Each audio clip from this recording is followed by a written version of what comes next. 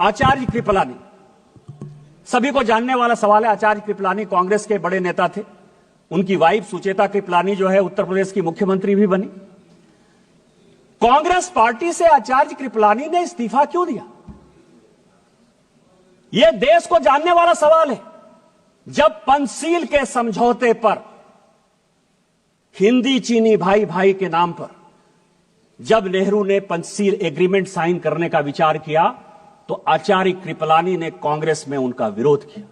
उन्होंने कहा, आप देश को बेच रहे हो, आप तिब्बत को उसके साथ जाने के लिए मजबूर कर रहे हो, आप हमारे ऊपर एक दुश्मन को पैदा कर रहे हो और यह चलने वाला नहीं है और एक दिन चाइना हमारे ऊपर अटैक करेगा। इस गांधी परिवार ने नेहरू जी के नेतृत्व में आचार्य कृपलानी को ही कांग्रेस से बाहर कर दिया। इतनी ही बात नहीं, जब इन्होंने यह बात कही कि प्रधानमंत्री जी कुछ बोलते हैं और जो आर्मी के चीफ हैं या सेना के जो जवान हैं वो अलग बात बोलते हैं, मैं कोट कर रहा हूं सर, उस वक्त के जो एयर मार्शल थे, फील्ड मार्शल थे रॉबर्ट्स, उसने कहा पंचशील के इस सिद्धांत के बाद चाइना हमारे ऊपर अटैक करेगा और हमारी आर्मी इतनी मजबूत नहीं है कि हम उसका मुकाबला कर पाए। जब यह स्टेटमेंट बाहर आया, इसी फ्लोर पर नेहरू जी ने कहा कि आर्मी के जो लोग हैं वो गलत बयानी कर रहे हैं, मुझे अपने देश पर भरोसा है और मेरे पास इतनी सेना की ताकत है कि हम किसी भी देश का मुकाबला कर सकते हैं, चाइना क्या बात है। यह मैं उनका स्टेटमेंट 1960 का इसी फ्लोर ऑफ द हाउस पर जो है उन्होंने दिया है, उसको मैं कोट कर रहा हूं।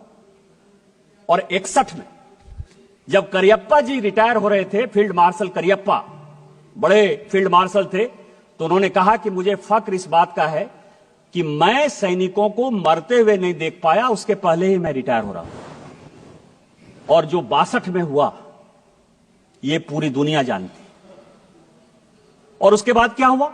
लगातार हम चाइना के साथ बॉर्डर डिस्प्यूट में लगे हुए हैं। और मैं एक पेपर लेकर आया हूं सर कि 1981 में राहुल गांधी जी की दादी इंदिरा गांधी जी ने एक एग्रीमेंट साइन किया और उस एग्रीमेंट को साइन किया उस वक्त के चाइना के जो वित्त मंत्री थे, फॉरेन मिनिस्टर थे, आर्मी डिफेंस मिनिस्टर थे, हुआंग हुआ और इंदिरा गांधी के बीच में 1981 में समझौता हुआ। 1981 से लेकर 1987 तक जब इनके पिताजी भी बन गए इस देश के प्रधानमंत्री, 8 बार चाइना के साथ बायलैटरल हमने जमीन के लिए, बॉर्डर के लिए लगातार मीटिंग की, जो फेल हुआ। यदि चाइना ने नेहरू जी के समय जमीन नहीं लिया था तो इंदिरा गांधी ने वो कमेटी क्यों बनाई? राजीव गांधी ने वो कमेटी क्यों बनाई? 8 बार आपने उसकी 81 से लेकर 87 तक मीटिंग क्यों की? आप चाइना को पूरा का पूरा अक्साई चीन से लेकर पाकिस्तान जो आपने बनाया उस पर नहीं जाता। आपने सेना को घुसने दिया, आप लद्दाख तक पहुंच गए, आप अरुणाचल तक पहुंच गए, आपने तिब्बत को देकर हमारे माथे पर चाइना को बैठा दिया। आज माननीय प्रधानमंत्री जी के कारण एक बॉर्डर का डिस्प्यूट रिजॉल्व होता हुआ नजर आ रहा है। माननीय जयशंकर जी ने यही बयान दिया कि वो हमारे साथ बायलैटरल टॉक में है और जहां जो लाइन ऑफ एक्चुअल कंट्रोल था वहां पर दोनों सेना चली गई है।